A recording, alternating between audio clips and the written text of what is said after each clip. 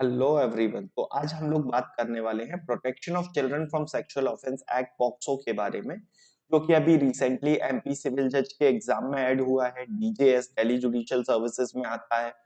जो भी लोग अभी आने वाले समय में डीजेएस का मेंस लिखना चाहते हैं, या जो भी लोग राजस्थान के लिए प्रिपेयर कर रहे हैं, या जो भी लोग उत्तर प्रदेश के लिए प्रिपेयर कर रहे हैं, उन सारे स्टूडेंट्स के लिए, इवन जो Bihar APO, MP ADPO, UP ADP के लिए प्रिपेयर कर रहे हैं, उन सभी के लिए ये एक्ट बहुत ज्यादा इंपॉर्टेंट है।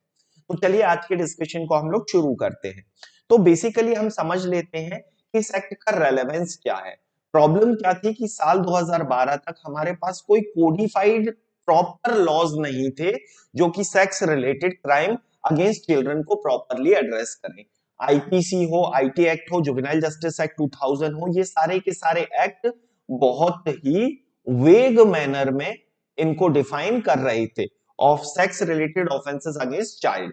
इसके लिए हमें एक स्पेसिफिक लॉ की जरूरत थी, और उसी के चलते साल 2008 में गवर्नमेंट ऑफ इंडिया ने on the recommendation of justice JS Verma committee, जो जस्टिस जेएस वर्मा है ये हमारे चीफ जस्टिस ऑफ इंडिया भी रह चुके हैं, तो जस्टिस जेएस वर्मा कमेटी के रिकमेंडेशन पे एक नए एक्ट को बनाने का सोचा। ये एक्ट 10 मई 2012 को लोकसभा से, 22 मई 2012 को 10 मई 2012 को राज्यसभा से, 22 मई 2012 को लोकसभा से पास किया गया। हालांकि ये दो डेट आपके लिए इतनी इंपॉर्टेंट नहीं है एग्जाम पॉइंट ऑफ व्यू से, लेकिन इस एक्ट को फाइनली प्रेसिडेंट का असेंट मिला 19 जून 2012 को, जो कि आपके लिए इंपॉर्टेंट है। और फाइनली 14 नवंबर 2012 को चिल्ड्रंस डे के दिन, याद रखना, इसको आप ऐसे भी याद रख सकते हो कि चिल्ड्रंस डे के दिन गवर्नमेंट ऑफ इंडिया ने एक बहुत बड़ा गिफ्ट दिया बच्चों को उनकी सेफ्टी एंड सिक्योरिटी को लेके, इस एक्ट को फाइनली एनफोर्समेंट में ला। तो protection of children from sexual offence act 14 नवंबर 2012 चिल्ड्रंस डे के दिन फाइनली इफेक्ट में आया। अब समझते हैं इस एक्ट में एक अमेंडमेंट भी किया गया है साल 2019 में। इस अमेंडमेंट के चलते जितनी भी पनिशमेंट्स थी इस एक्ट के अंदर, उनको और ज्यादा सीवियर बनाया गया, ताकि लोगों के अंदर एक भय स्थापित हो जाए, एक डर हो सेक्स, बच्चों के साथ सेक्स रिलेटेड क्राइम करने में। साथ ही साथ इसमें कुछ नई डेफिनेशन ऐड की गई, जैसे सेक्शन 2BA ऐड किया गया, जिसमें चाइल्ड पोर्नोग्राफी की डेफिनेशन को ऐड किया गया। ठीक है, जो कि पहले साल 2012 के एक्ट का पार्ट नहीं थी। अब ये जो अमेंडमेंट एक्ट है ये फाइनली इनेक्ट हुआ 16/8/2019 को, मतलब 16 अगस्त 2019 को, इंडिपेंडेंस डे के एक दिन बाद 2019 में, आज से 4 साल पहले इस एक्ट को पास किया गया, इस एक्ट के अमेंडमेंट्स को पास किया गया। साथ ही साथ इन्होंने क्या किया, चाइल्ड पोर्नोग्राफी के लिए पहले जो मैक्सिमम पनिशमेंट थी 5 इयर्स की, पहले 5 इयर्स की मैक्सिमम पनिशमेंट थी, उसको अब मिनिमम पनिशमेंट बना दिया, उसको मैक्सिमम से मिनिमम कर दिया कि कम से कम अगर कोई इंसान चाइल्ड पोर्नोग्राफी कर रहा है, किसी बच्चे को इन्वॉल्व करके एक पोर्नोग्राफिक मटेरियल बना रहा है डिजिटल या प्रिंटेड फॉर्म में, he shall receive minimum 5 years imprisonment. अब इस एक्ट का एग्जैक्टली पर्पस क्या था? To save the child against all the sexual offences, sex related crime, penetrative sexual assault, sexual harassment and child pornography. और as per section 2D of this act, child means any person below the age of 18 years. तो कोई भी बच्चा जिसकी उम्र 18 साल से कम है वो उस एक्ट के अंदर गवर्न किया जाएगा।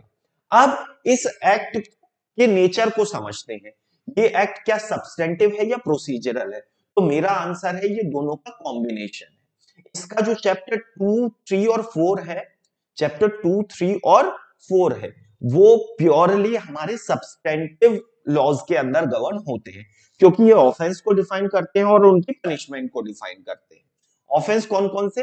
Penetrative sexual assault, aggravated penetrative sexual assault, aggravated sexual assault, sexual harassment of child, using a child for pornographic purpose and abetment and attempt to commit the offence. तो ये हो गया सब्सटेंटिव नेचर का। जबकि इसका जो चैप्टर 5, 6, 7, 8, 9 है, last के 5 चैप्टर है, वो प्रोसीजर को डिफाइन करते हैं। वो ये समझाते हैं कि अगर किसी भी चाइल्ड विक्टिम के साथ ये क्राइम हो जाते हैं, सेक्स रिलेटेड क्राइम हो जाते हैं, तो उनको कैसे रिपोर्ट किया जाएगा, कैसे ट्रायल कंडक्ट किया जाएगा, कैसे उस चाइल्ड की आइडेंटिटी को सीक्रेट रखा जाएगा from media houses and all. अभी तो हम जानते ही है ना, मीडिया जरा सा मौका मिल जाए किसी भी बच्चे की आइडेंटिटी को रिवील कर देता है, जिससे उसकी पूरी की पूरी लाइफ स्पॉइल हो जाती है। अब इन सेक्शंस को, जो इसके सब्सटेंटिव पार्ट है, इसके सेक्शंस को याद रखने का बहुत अच्छा तरीका है। इसके जितने भी सेक्शन में डेफिनेशन है वो ऑड नंबर के सेक्शन में है। जैसा कि आप देख ही सकते हैं, सेक्शन 3 में है पेनिट्रेटिव सेक्सुअल असॉल्ट, सेक्शन 5 में है aggravated penetrative sexual assault, section 7 में है सेक्सुअल असॉल्ट, सेक्शन 9 में है एग्रावेटेड सेक्सुअल असॉल्ट, सेक्शन 11 में है sexual harassment of child, section 13 में है using a child for pornographic purpose. अब दिमाग में आएगा कि सर सेक्शन 4, 6, 8, 10, 12, 14 में क्या है? तो उसमें इन सब की पनिशमेंट्स, इन सारे ऑफेंसेस की पनिशमेंट्स है। मतलब पेनिट्रेटिव सेक्सुअल असॉल्ट 3 में, उसकी पनिशमेंट 4 में, एग्रावेटेड पेनिट्रेटिव सेक्सुअल असॉल्ट 5 में, उसकी पनिशमेंट 6 में, एंड सो ऑन। अब एक चीज समझते हैं कि पेनिट्रेटिव सेक्सुअल असॉल्ट एग्जैक्टली है क्या। तो आसान भाषा में एक लाइन में अगर मैं बोलूं तो आप लोगों ने रेप की डेफिनेशन पढ़ी होगी आईपीसी के सेक्शन 375। बस वही रेप अगर एक माइनर के साथ होता है तो वो पेनिट्रेटिव सेक्सुअल असॉल्ट की कैटेगरी में फॉल करेगा। अब पेनिट्रेटिव सेक्सुअल असॉल्ट में क्या होता है कि जब कोई भी इंसान अपने पीनस को इंसर्ट करता है किसी भी चाइल्ड की वेजाइना में, माउथ में, यूरेथ्रा में या एनस में। याद रखना, पीनस को इंसर्ट करता है कहां कहां? वेजाइना, माउथ, यूरेथ्रा और एनस ऑफ अ चाइल्ड। तो he shall be held liable for penetrative sexual assault, right? अब अगर वो इंसान पीनस की जगह किसी बॉडी पार्ट को या किसी ऑब्जेक्ट को इंसर्ट करता है, ठीक है, into the vagina, urethra and anus of a child. याद रखना, क्लॉज बी में माउथ वर्ड नहीं है, माउथ वर्ड को इन्होंने डिलीट कर दिया है, as you can see here, ठीक है। तो अगर पीनस का इंसर्शन हो रहा है तो वो चाहे वेजाइना, यूरेथ्रा, एनस या माउथ में हो, it shall be considered penetrative sexual assault. लेकिन अगर किसी भी ऑब्जेक्ट का इंसर्शन हो रहा है with sexual intent in the mouth of a child, then it shall not be considered as penetrative sexual assault. लेकिन अगर किसी भी ऑब्जेक्ट या बॉडी पार्ट का इंसर्शन हो रहा है इन वेजाइना, यूरेथ्रा और anus of a child, then it shall be considered as penetrative sexual assault. या फिर वो किसी चाइल्ड को कन्विंस करता है, ठीक है, कैसे कन्विंस करता है? कि वो बच्चा अपने किसी बॉडी पार्ट को या ऑब्जेक्ट को इंसर्ट करे कहां? वेजाइना, एनस और urethra of a major person. मतलब आसान भाषा में मैं अगर समझाऊं तो ए, जो कि एक मेजर पर्सन है जिसकी एज मान लेते हैं 25 साल है, ये एक बी नाम का एक बच्चा है जिसकी उम्र है 10 साल, उसको कन्विंस करता है कि बी अपने पीनस को ए के एनस में या ए की वेजाइना में इंसर्ट करे या ए के यूरेथ्रा में इंसर्ट करे, then also it shall be considered penetrative sexual assault by A. हालांकि ए पेनिट्रेशन नहीं कर रहा है लेकिन फिर भी ए लाइबल होगा for penetrative sexual assault. In the same way, अगर वही कोई भी मेजर व्यक्ति अपने माउथ को अप्लाई करता है ऑन द पीनस, वेजाइना, एनस और यूरेथ्रा ऑफ अ चाइल्ड, या फिर चाइल्ड को ऐसा करने के लिए बोलता है अपने लिए, then again he shall be held liable for penetrative sexual assault. अब समझते हैं कि सेक्सुअल असॉल्ट क्या होता है। तो जब आप पेनिट्रेशन नहीं कर रहे हो but you are just touching the vagina, penis, anus और ब्रेस्ट ऑफ अ चाइल्ड, यहां पे याद रखना वर्ड ब्रेस्ट यूज हुआ है, मतलब मेल पे ये चीज एप्लीकेबल नहीं होगा क्योंकि मेल का होता है बेटा चेस्ट, ठीक है, और फीमेल का होता है ब्रेस्ट। तो जब कोई भी इंसान सेक्सुअल इंटेंट को ध्यान में रख के किसी भी चाइल्ड की वेजाइना, पीनस, एनस या ब्रेस्ट को टच करता है, ठीक है, या फिर फिजिकली इन्वॉल्व हुए बिना उस बच्चे को ये करने के लिए मजबूर करता है, then he shall be held liable for sexual assault।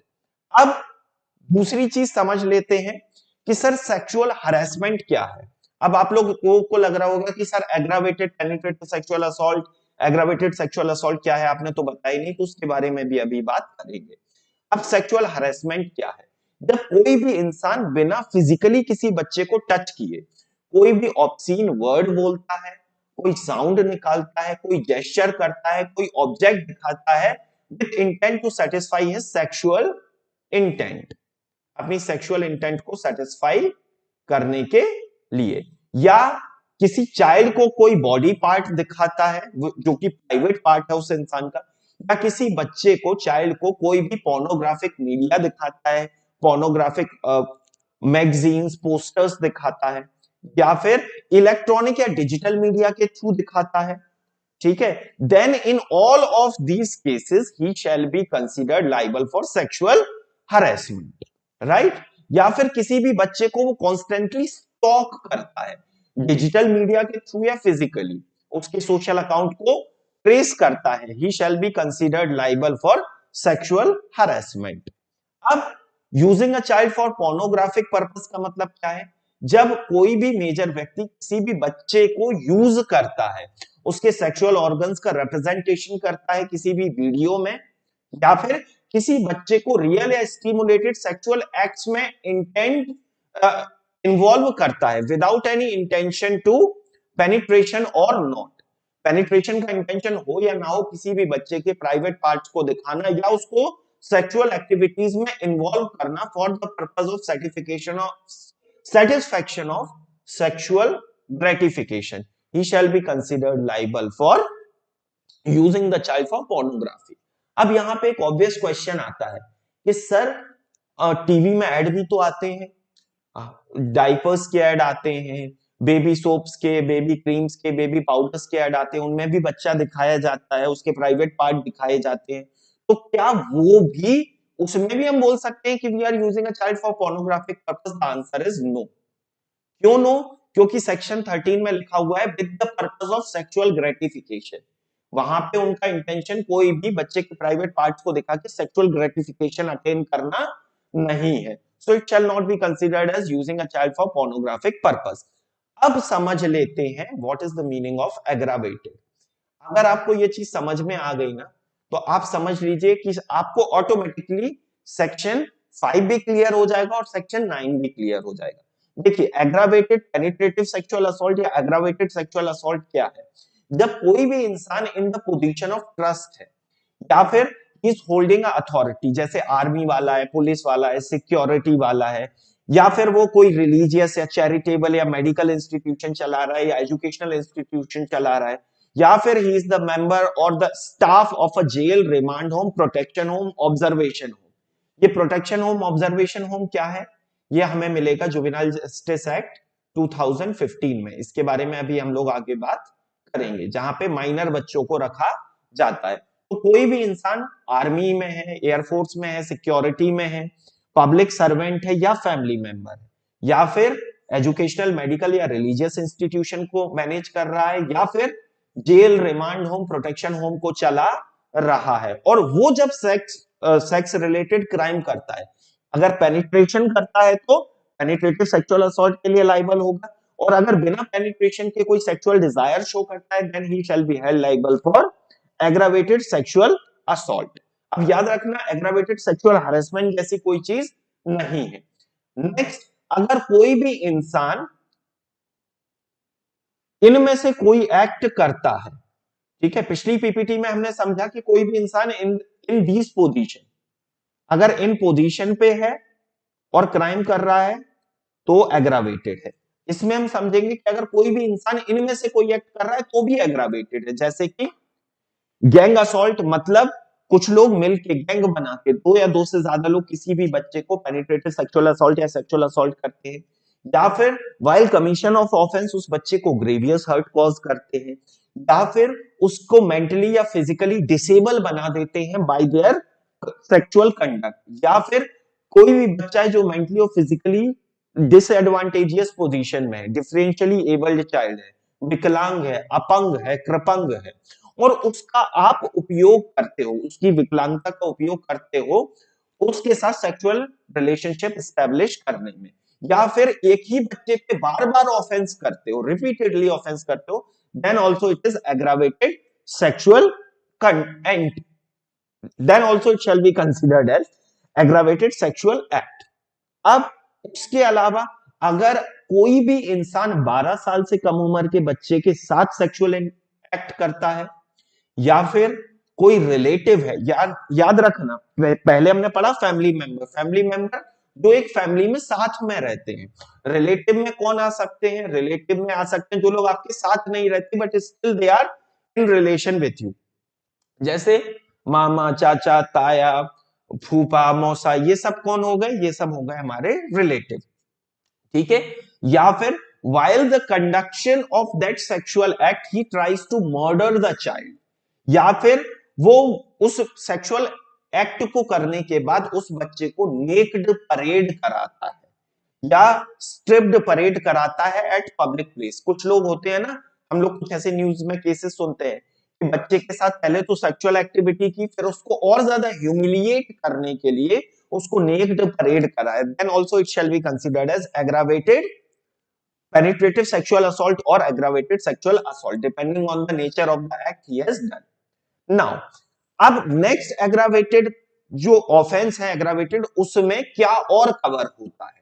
अगर कोई भी पर्सन प्रीवियसली कन्विक्ट हो चुका है, मतलब वो एक बार कोई भी पॉक्सो एक्ट के अंदर क्राइम करके जेल जा चुका है और फिर वो वही क्राइम कर रहा है, ठीक है, then he shall be held liable for aggravated category of that offence. या फिर कोई भी इंसान कम्युनल या सेक्टेरियन वायलेंस के टाइम पीरियड में, ठीक है, मतलब दंगे हो रहे हैं देश में, राज्य में, शहर में, जिले में दंगे हो रहे हैं, उसका फायदा उठाते हुए किसी भी बच्चे के साथ सेक्सुअल एक्टिविटी करता है, then again he shall be held liable. Next, अब समझ लेते हैं इनकी बेटा पनिशमेंट। जैसा मैंने आपको पहले बोला था, पेनिट्रेटिव सेक्सुअल असॉल्ट सेक्शन 3 में है, एग्रावेटेड 5 में है, सेक्सुअल असॉल्ट 7 में है, एग्रावेटेड सेक्सुअल असॉल्ट 9 में है और सेक्सुअल हरासमेंट 11 में है।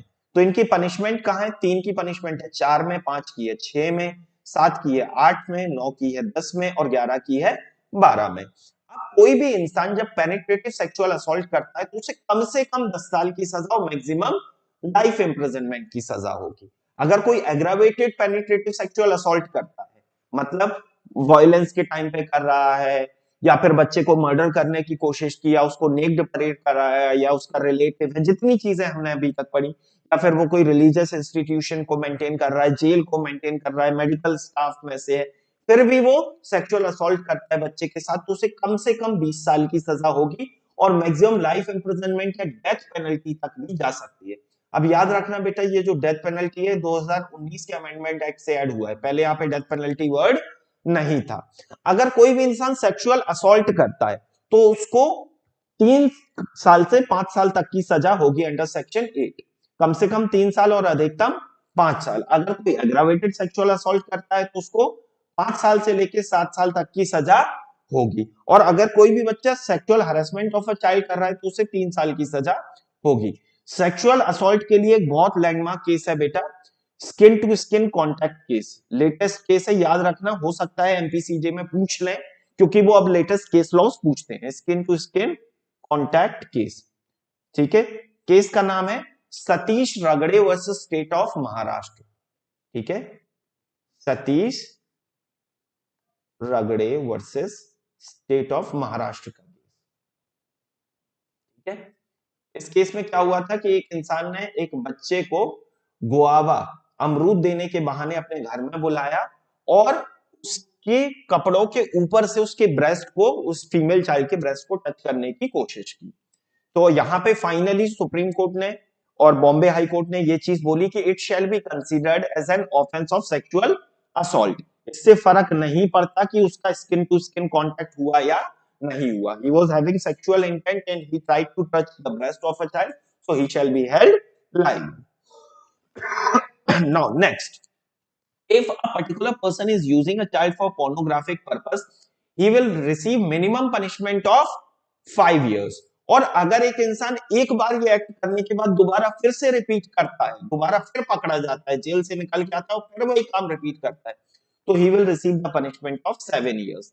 अब कोई भी इंसान अगर किसी भी बच्चे के साथ एक पोर्नोग्राफिक मटेरियल को शूट कर रहा है, रिकॉर्ड कर रहा है, और साथ ही साथ उसके साथ sexual assault, penetrative sexual assault, aggravated sexual assault, aggravated penetrative sexual assault, या फिर उसके साथ किसी भी तरीके से डायरेक्टली या इनडायरेक्टली सेक्सुअल एक्टिविटीज में इन्वॉल्व होता है, then he shall receive the punishment same as defined under section 4, 6, 8 and 10। जो सेक्शन 4, 6, 8 और 10 की सजा है वही इसमें भी दी जाएगी।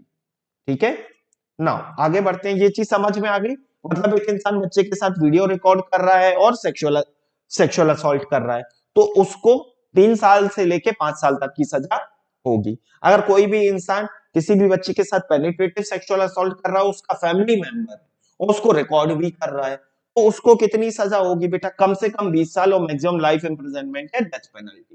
राइट। अब punishment for storing pornographic material involving a child for commercial purpose. अगर कोई भी इंसान कोई भी पोर्नोग्राफिक मटेरियल को डाउनलोड करके रखता है with the purpose of using it for commercial purpose, तो पहली बार उसको 5,000 का फाइन लगेगा और दूसरी बार कम से कम 10,000 का। पहली बार कम से कम 5,000 का और दूसरी बार कम से कम 10,000। और अगर उसने उस वीडियो को स्टोर किया है for the purpose of distribution to other, तो कम से कम, ठीक है, he shall receive the punishment of 3 years. 3 years का इम्प्रिजनमेंट होगा। इसका मतलब क्या है? आसान भाषा में समझाता हूं। हम सभी के दिमाग में आता है कि सर किसी ने मुझे टेलीग्राम पे, व्हाट्सएप पे, इंस्टाग्राम पे एक वीडियो भेजा, मैंने डाउनलोड किया, मैंने देखा कि इसमें तो चाइल्ड पोर्नोग्राफी है और मैंने उसको इमीडिएटली डिलीट कर दिया, तो भी क्या मुझे 5,000 का फाइन देना पड़ेगा? The answer is no, because here you are not storing it. ठीक है, लेकिन अगर आप उसको स्टोर करके रखते हो then you will be held liable. अब समझते हैं इस सिचुएशन में जो बर्डन ऑफ प्रूफ है वो किस पे शिफ्ट हो जाएगा?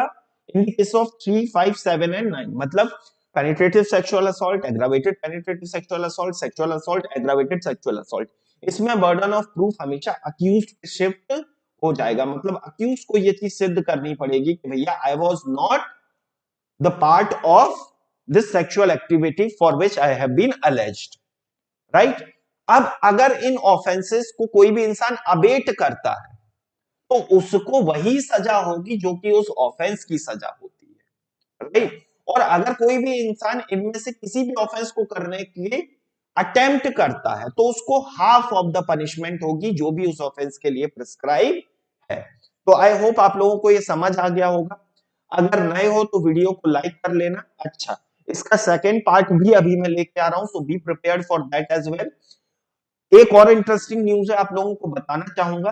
अगर आप लोग एमपी सिविल जज प्रीलिम्स के लिए प्रिपेयर कर रहे हो तो हमने एक टेस्ट सीरीज लॉन्च की है, ठीक है, जिसका लिंक आपको डिस्क्रिप्शन में मिल जाएगा।